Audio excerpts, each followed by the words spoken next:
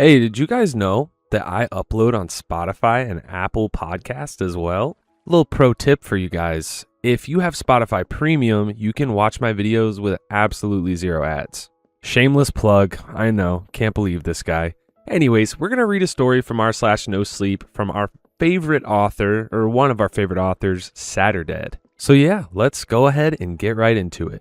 Today's story is from r/no sleep from user Saturdead, and it's titled Fogmen.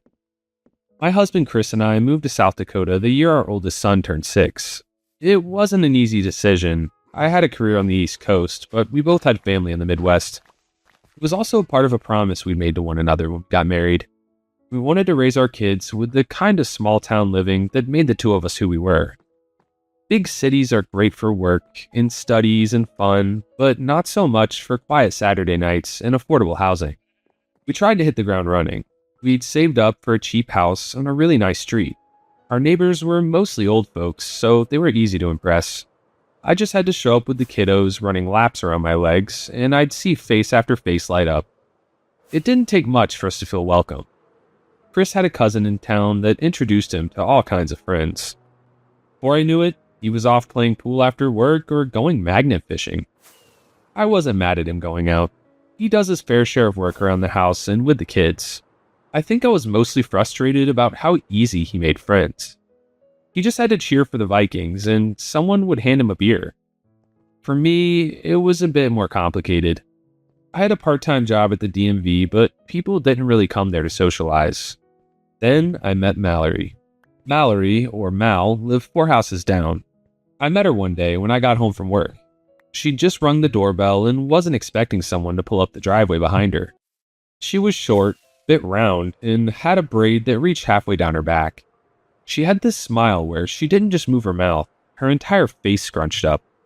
It's like she could smile with her whole body. "Hey neighbor," she called out, waving at me. "Heard some wild rumors about another mom moving in. I'm afraid it's all true."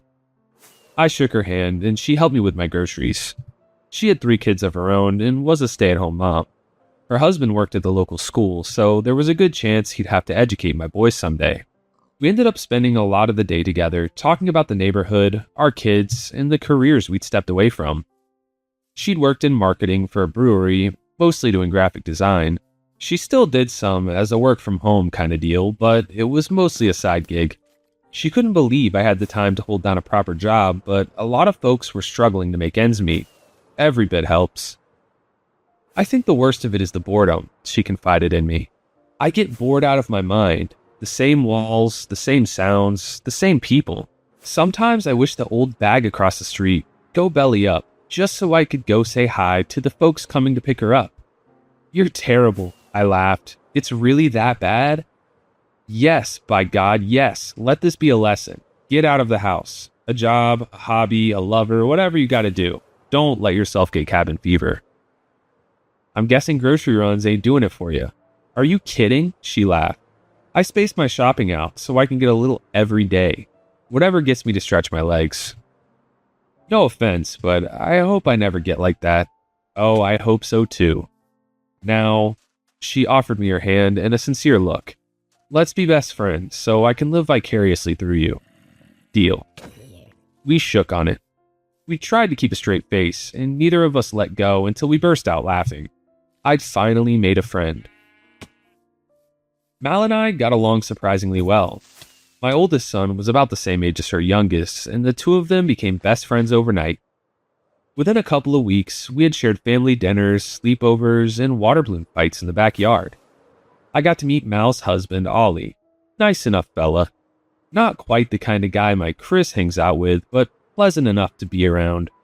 A bit pretentious, perhaps. One night, the whole family was invited over.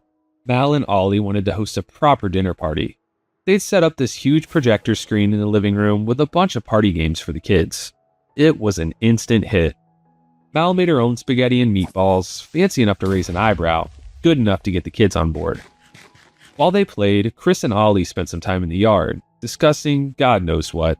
As Mal and I finally got a chance to talk, we settled down with a glass of wine. "You know, there are things going on around town," she mumbled. "You into true crime?" I watched Making a Murderer, I said with an honest shrug. Not really my thing. What about scary stuff? Hauntings, possessions, ghost hunters? I mean, for a laugh, yeah. You don't believe it? I don't know, I said, giving her a wary smile. I don't have time to think about that. So you can honestly say you've never seen anything you can't explain. I mean, I both could and couldn't. We all have a couple of stories we can't make sense of. A shadow outside the window, a strange sound being carried by the wind, a sunflower that turned blue when you picked it up, a truck driving past with no one in the driver's seat. As the kids' sugar crashed and the house quieted into a whisper, Mal and I ended up in the yard finishing our third glass of white wine, talking in hushed voices.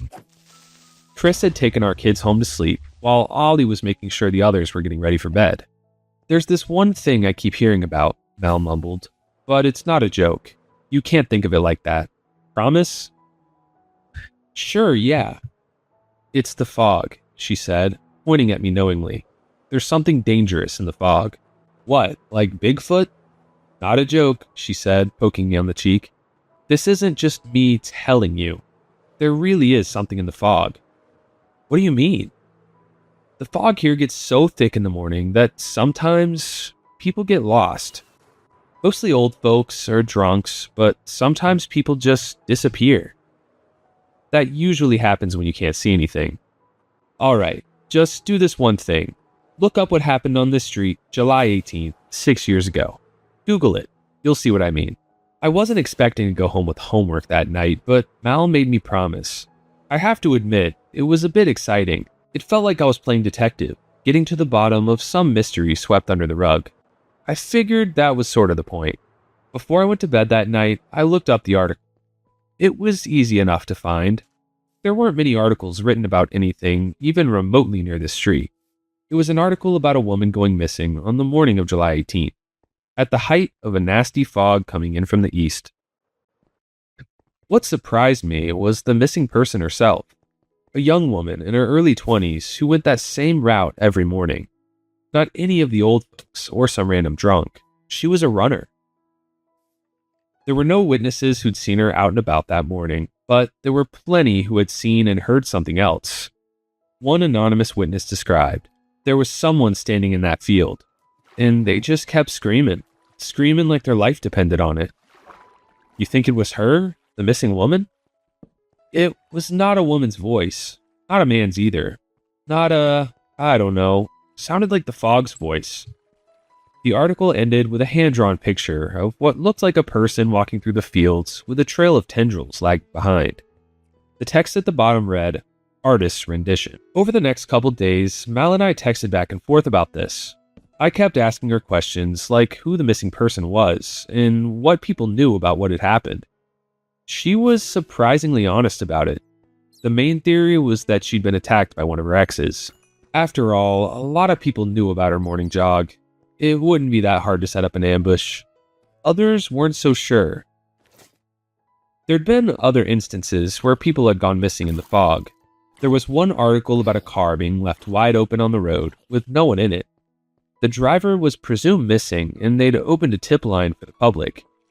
Mal explained that she knew one of the guys working that tip line and more than one person had called in about, quote-unquote, a strange man in the fog. There were only a couple of articles spanning 10 years, but they were consistent. People going missing and witnesses talking about something moving in the fog. Mal explained that there were a couple of people from around town who kept an ear to the ground and shared interesting tips and sites. It was a sort of impromptu digital neighborhood watch, but with so little going on, they mostly devolved into sharing memes and rumors. I was invited. I wasn't sure about whether to accept it or not, but I must admit, I was curious, and they had a lot to say. There were about half a dozen people posting regularly. There was Mal, of course, and two retired women who lived on the other side of town. There was a younger girl who worked as a farmhand, and what looked like the town's only two openly gay men in their 50s. It didn't take long to find the post about the so-called fogmen. While there had only been a couple of articles, there were several rumors of the would-be fogmen. There were sightings, and by the looks of it, even a couple of pictures. Most of them were just pictures of foggy fields, but if you look closely enough, you could imagine seeing something out there. Little black bumps in the distance. Could be a bush, could be a person. They really do scream, one of the commenters had posted, but not like how people scream. It's something different. A couple of days later, when I had a moment to myself, I gave Mal a call. We ended up talking for well over an hour. At some point, we drifted in on the topic of the Fogmen. Some people really believe in this stuff, don't they? I asked. Yeah, don't you? It's just stories and blurry pictures. Hard to believe in that. A lot of things are just stories and blurry pictures. Don't mean they don't happen. I mean, it's kinda spooky, but come on. Monsters in the fog? Not monsters, fogmen. Sure, that. Look, all I'm saying is, if you see something, say something. See something? Like what? Oh, come on, she laughed, exasperated. Just keep an eye out when the fog rolls in. It was early morning in late July when I saw the fog for the first time. I was on my way to work, but it was hard to see the road. The fog got so thick that I could barely see what was right in front of me. After almost missing a turn, I decided to slow to a crawl. There's this big field on the right-hand side when I drive to work. You can usually see for miles, but now I couldn't even see the edge of the road. Despite crawling along, I managed to dip the front wheel off the side, and something popped. I slammed my foot on the brake and went out to check. Yup, flat tire. Great. I didn't have a jack, so I couldn't fix the damn thing myself. I called Chris and asked him to come help me. He didn't mind. If anything, I think it boosted his ego a little. While I waited, I decided to humor Mel. I took out my phone and scanned the fog for anything that looked even remotely human, hoping I could get a pole or something at a good angle. While I didn't see anything, I got this weird sensation in my chest, like something growing cold inside me, a creeping pain reaching into my lungs. And as I looked up from my phone, I realized that while I wasn't seeing anything, I was definitely hearing something. Something in the field, making a kind of sound I'd never heard before. Something raspy and shrill, like the vibrating echo of a distant groan. By the time Chris got there, the fog had cleared up. There was nothing in that field. If there had been, I would have seen it. As I said, it was empty for miles. I'd managed to record a video, but it didn't pick up on that sound. I sent it to Mal anyway, hoping she might be able to get something out of it. She didn't, but she was ecstatic about the prospect of me taking the infamous Fogmen a little more seriously. And while I was, her enthusiasm was a bit off-putting. She had the energy of someone waiting for an adventure to drop in her lap, and I wasn't feeling it. What I'd heard out there wasn't an adventure. It was danger. I didn't like it. Despite that, Mal was happy to share what I'd sent her in our social media group. All of a sudden, my experience wasn't just a conversation between friends, it became an open forum. She shared the video and forwarded what I'd said. It was a bit of an overreach, but I wasn't about to get mad about it. She meant well, and she was just excited. That's a good problem to have. That's where they found the car, Farmhand wrote as a comment on my video. Anyone got Harriet's socials? She lives nearby. Maybe she saw something. Harriet is down in Florida to see her sister, someone responded. Won't see her for weeks. New girl, did you hear anything? Like, really hear it? They were waiting for my reply. I wrote one, edited, rewrote, and then just canceled the whole post. After a back and forth with myself, I took the bull by the horn. I had to be honest, not only with them, but myself. Yeah, I wrote, I definitely heard something. Over the next few days, I was glued to my phone. Whenever I had a moment to myself, I was talking to the Fogwatch, our unofficial group name. The more we talked, the more I recognized myself and what they were saying. The sound wasn't really a scream, but sort of reminded me of one. Something in the fog, only to disappear along with it. The big thing now was to see if anyone was missing. Someone always went missing when the Fogmen rolled around. The following Friday night, as I was about to go to bed, I started getting notifications on my phone. When I read them, my hands started shaking. I rushed into the kitchen to show Chris, but he was barely paying attention. There was an old man missing. Last they'd seen him, he'd been parked outside a gas station, about a 10-minute walk from where I'd stopped that morning. The fog watch went into a frenzy. They were already coming up with theories about the origins of the thing out there.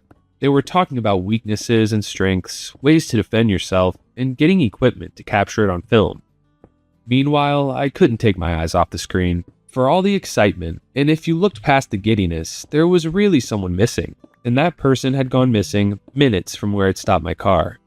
Fogmen or not, that was terrifying. As July crawled into August, the foggy mornings grew more common, but less dense. You could sometimes see the fog rolling in over the clouds. I could see it just fine, and there was never any noise.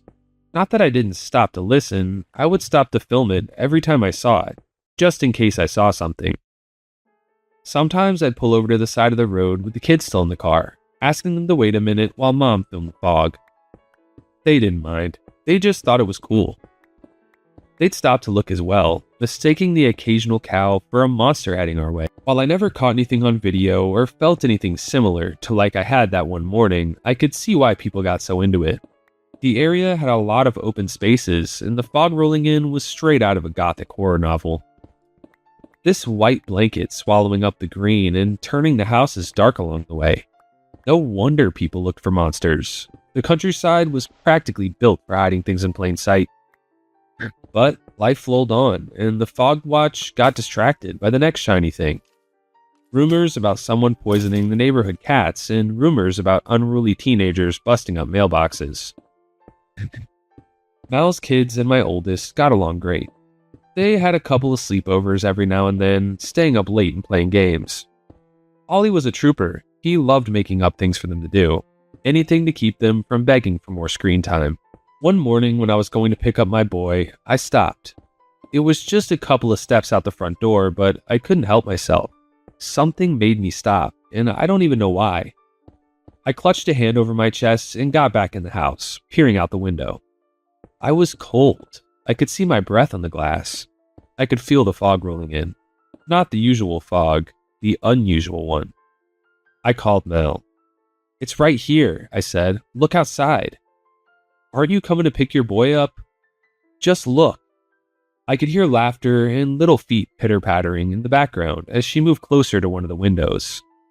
I could almost guess which one, but she was just a little too far down the street for me to tell. "It's thicker," I continued, "like when I was out by the fields." "Doesn't look that bad. Just wait a minute." "All right, we'll come to you." "No." I don't know why I let that no out as hard as I did, but something inside me was screaming for me to keep my kids indoors. I could feel my heart beating through my chest. "Are you okay?" Mal asked. "You were the one who didn't like this stuff, remember?" "I know, it's just, I don't know. I don't know what's wrong, but I don't like it. Can you please just keep them inside a little longer?" We sat there, keeping the line open as we sat by the windows. Me at my place, her just down the street. The kids could feel that something in the air was different. They grew quiet, concerned. It didn't matter that we said everything was fine. They could tell it wasn't. Once the fog had engulfed our street, I couldn't even see my car on the driveway. "You can't tell me this is normal," I said. "It's less like fog and more like a cloud." "Yeah," Mal agreed. "Can't even see the chairs in the yard." "You hear anything?" I asked. "Anything at all?" "Just someone asking if he could have another ham and cheese sandwich." "You know what I mean. Out there. Anything?" There was a short pause as we both stopped to listen. I leaned my head against the window, letting my breath rest on the glass. I was shivering. Why was I shivering? We sat there for a full minute, letting the air out of the conversation. Looking out, I could imagine all kinds of things just outside of reach. Maybe something resembling a person. Maybe something else. Something being trailed by tendrils and screaming in an alien lung. Once everything else goes quiet, your mind fills in the blanks. "I think there's something there," I whispered. "I really do." Once the fog cleared, I stepped outside. I could see Mel and the kids coming down the street, but I took a moment to stop in the driveway. Looking down the road, I could see the tail end of the fog dissipating. As it did, I could have sworn I heard something. Not as much heard as felt, but there was something. My heart was pounding through my chest, and my fingers were growing numb. As I was overrun by a parade of eager children, most of my worries evaporated with immediate needs. As I ushered them inside, Mal stopped to check on me, her braid half undone and her face curled into a frown. "You sure you're okay?" Turning to face her, I considered just nodding and being done with it. But Mal was genuinely asking. This wasn't a casual, "you good?" It was an open invitation. "What if there's really something out there?" I asked. "Not a boogeyman, not a Bigfoot. What do you do?" "I understand you're worried, but..." "No, Mal, listen," I said. "Just play along. What if there's something out there? What do you do?" She looked down, tapping her foot, looking down the street, then back at me. She nodded. "First, I'd need proof," she said. "Not a group chat, actual proof." "All right," I agreed. "Let's get some proof." Mal and I decided we'd take it a bit more seriously, if only to make me feel a bit better about it. She had Ollie bring home a camera from school. They had an older one they used for graduations and social media posts. I looked up a couple of tutorials on how to set up trail cameras. I wanted to see if I could get my hands on a thermal camera, but even renting those things was way out of our price range. We got some things up and running. Mal had a camera set up in her yard facing the woods. Chris managed to borrow a couple of trail cameras from some of his newfound pool buddies. It took some time to set up, but we managed to get a little makeshift surveillance system going. Next time that fog rolled in, if there was something in it, we'd catch it. I could tell Mal's heart wasn't really in it, but she was a good sport about it. She didn't complain or question it. If anything, she was concerned, but that's about as far as she'd go. It's strange how easily our roles had shifted. Now she was the grounded one, asking me to keep my head out of the clouds. Hadn't this been her thing not that long ago? Wasn't she the one who pulled me into it to begin with? For 2 full months, we got nothing. Absolutely nothing. Diddly squat. 2 months of everyday life, like nothing was happening. Like nothing was scratching at the back of my mind, demanding that I consider the worst case scenario. Like there wasn't an outline of a threat, be it man or otherwise. That's what the Fog Watch was considering. A man. Some kind of murderer or kidnapper. They'd moved away from the idea of the mysterious cryptid Fogman and moved to pointing fingers at strange loners who lived on the outskirts of town. Didn't matter that they had no motive and plenty of alibis. These people were hard-coded to grasp at straws, and their grip was like a vice. I didn't bite, and neither did Mal, and apparently neither did our cameras. Mal's kids came over for a sleepover one night. Chris was trying to one-up Ollie by putting on a Goosebumps movie night, with complete horror-themed snacks and games. I helped out here and there, but it was clear that this was his thing. He wasn't about to let some pretentious wannabe principal upstage the working man. One of Mal's kids had forgotten their glasses, so I decided to be kind enough to go get them while they settled on what episode to start with. I wrapped myself in a coat and put on my loafers, heading down the street. The further I got from my house, the more I felt something. Looking down at my fingers, I could see the fingertips turning white. I was shaking a little, my teeth clattered.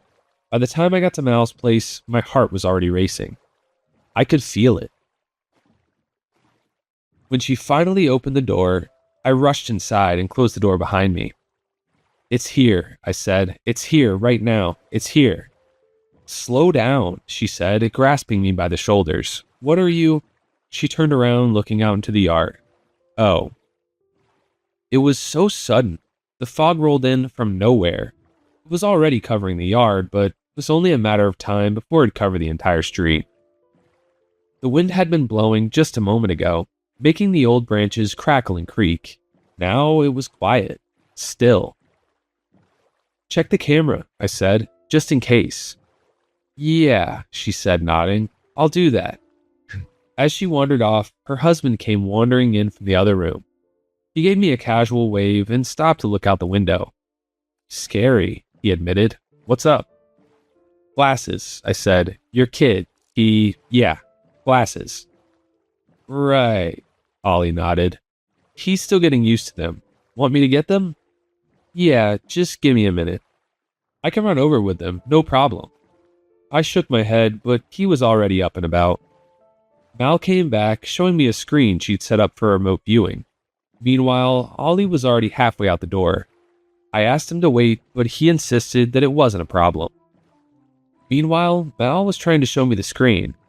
There was nothing on it, but I suspect that's what she wanted me to see. Assurance.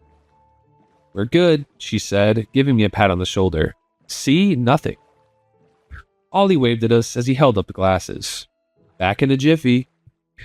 Guys, I got a feeling Ollie's not going to be back in a jiffy.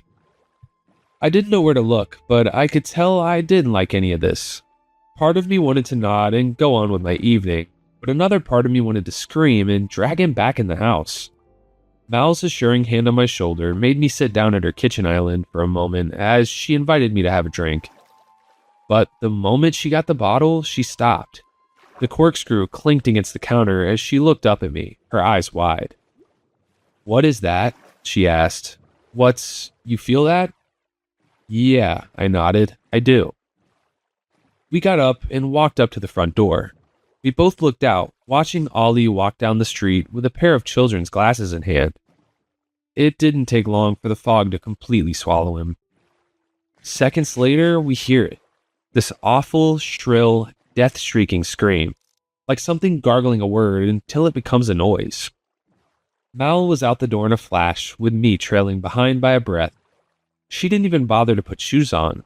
She was screaming for Ollie, flailing with her hands forward, hoping to find the white picket fence lining the front of her house. If she could grab a hold of that, she could find her way around, no matter how thick the fog was. There it was, that scream again. Closer now. A broken voice trying to recall a baby's babble. I was right behind Mal, making sure not to let her fluttering caftan out of sight. With every step into the fog, I could feel my fingers growing numb, and something in my chest aching. My lungs were growing cold, making my breath join the white of the fog. Something moved up ahead. From a distance, it looked like a person, but when you got a little closer, you could tell something was wrong. All around the edges of their silhouette, there was this bubbling, roiling motion. Bubbles growing and popping, letting out puffs of white smoke. Like the shape of a boiling man, the body making itself move while standing still. Skin hung from the sides like torn wallpaper, dangling in the open air. It wasn't just a scream, it was a death rattle. It wasn't just random noise, it was a cry. The most basic cry that I would recognize anywhere, at any time. "Mama, Mama." A pair of children's glasses clattered to the ground as the shape in front of us dissolved piece by piece. I was trying to pull Mal off the ground when I realized I wasn't breathing. I could feel my heart in my throat, but I couldn't move my hands. There were no fogmen, there was no monster. It was the fog itself, and there was something in us. Mal's hair was moving on its own, and I could see something rolling on her skin. It was happening to me too. That aching cold in my chest reached all the way to my heart, and I could feel this intense fear, like I was being stared down by a predator. Like something was hunting me, seconds away from biting down and severing my organs from one another. Something in me was tightening, getting ready to snap like a rubber band. I grabbed Mal by the arms and pulled her back, away from the street, away from whatever to wherever. I didn't care what we did or where we went. I just cared that we didn't stay put. My vision was blurry and I had trouble closing my eyes. Something on my left arm stretched the skin out, like a gas bubble. Mal had screamed out the air in her lungs. She was barely conscious. Looking around, I could only see the white of the fog. I could be 10 feet from a door or 100 feet into the middle of nowhere. I couldn't tell. I dragged her until I snagged my feet on a rock. I tipped over, collapsing to the ground with her right next to me.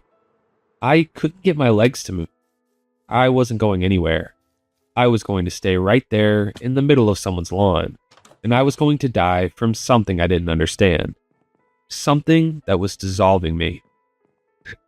In that moment, as I saw smoke and bubbles rise from Mal's hair and scalp, I heard a noise escape me too.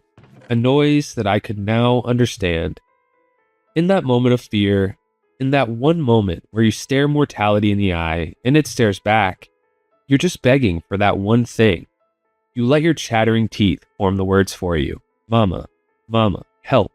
It doesn't sound like a human noise. It's the sound you make as your lungs boil and your throat closes. I remember hearing a door open, an old man yelling for someone, an old woman making a panicked phone call, something grabbing a hold of me as I'm dragged into the warmth of a home. Mal is next, but she's unconscious. I don't know if she's breathing. Someone's trying to warn us, covering us in blankets and hot water. My mouth is moving on its own, my teeth chattering. Even then, I can hear the words rolling out of me like it's the most natural thing in the world. By the time the paramedics arrive, I'm catatonic. Someone is performing chest compressions on Mal. I see her lips move, just like mine. We're saying the same thing. I fall in and out of consciousness as strange faces pass by me. Worried faces. Some apologetic and concerned, others disgusted. I'm rolled down a corridor and catch a glimpse of myself in a shiny plastic cover. My arm is a strange color. My one eye won't close. It looks dark. There's needles and bags and lights. Something stings my retina, then grows distant. You're gonna be okay, someone says. There's a hand on my head. And for a moment, I believe them. I really do. Enough to let go and rest. The damage was mostly concentrated on my arm. They called it an extreme reaction. You know how some people can choke just from the smell of a peanut? What happened to me medically was something similar. It also burst a blood vessel in my eye, but it was nowhere near as painful as the many stitches I had to get to keep my arm from breaking apart. Mal made it through the night, but it was touch and go for a while. They had to shave her head. The worst settled in her scalp and the back of her neck. She would have to wear a neck brace to make sure the stitches didn't pop. They were in a really bad spot. She never looked the same without her braid. After the doctors ran their tests and explained what happened, they seemed just as clueless as me. Not only was this something they hadn't seen before, it was something they couldn't explain. Part of it was a kind of allergic reaction, causing a massive burst of histamines that resulted in both anaphylaxis and painful hives. But there was something else, something akin to a bacterial infection. The working theory was that a colony of bacteria was traveling through the water droplets on the fog, causing massive allergic reactions in those sensitive to it. But that didn't explain what we'd seen. Allergies don't dissolve someone into thin air, and no matter the explanation, no one can tell what really happened to Ollie. He was deemed a missing person, not dead or dissolved, missing. There was no world where they would accept someone disappearing into nothing. Chris and I moved north as soon as I got out of the hospital. Mal moved west to be with her family. She couldn't afford to be a stay-at-home mom anymore, and it could take a long time before Ollie was presumed dead. There'd be no insurance payout till long after the damage was already done. We kept in touch for a while, but I couldn't bear to look at the fog watch anymore. I kept getting panic attacks whenever there was a notification, and Chris made the executive decision to pull me from social media altogether. Honestly, it was the right call. It's been some time now since that night when Ollie disappeared, and I don't know what frightens me more, that there are forces at work that can turn a person into nothing, or how stupid I was to be fascinated by it to begin with. There's a reason we stay inside when the wind blows and the rain comes down. Even animals take shelter, so why are we the only ones to go looking in places we shouldn't? But I think what frightens me most is that gnawing feeling that remains. That at the end of my line, when that certain darkness comes to collect its toll, I know what I'll say. I've said it before. It may have been the first thing I said, and it may be my last. What's more natural than asking for help? Mama, help. Please, mama. Saturday once again, serving up a banger. Like, I don't know, what are you guys thinking? I'm thinking like maybe there's like acid in the fog. Well, no, they would have been able to tell at the hospital. I don't know. Maybe, you know what, we need to just ask Saturday. Like, or unless you guys know, maybe it's some kind of curse. This could be curse. It's kind of cursey. Anyways, if you liked this story as much as I did, don't forget to drop a like on the video and subscribe, as it does help me out greatly.